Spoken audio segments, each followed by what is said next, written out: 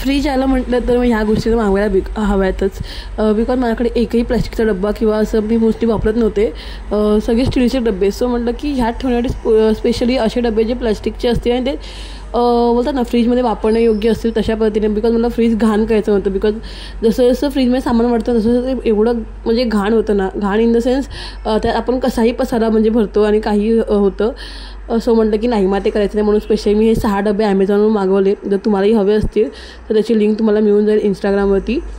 So बघा त्यात सामानही ठेवलं. त्याच्यानंतर मी 2 दिवसानंतर सगळं परफेक्ट, आणि ते कोथिंबीर वगैरे सगळे 4 दिवस झाले टिकलेत मस्तपणे, आणि मला खूप मोठा आनंद मिळाला बिकॉज माझी कोथिंबीर टिकत नव्हते, भाज्या टिकत नव्हते.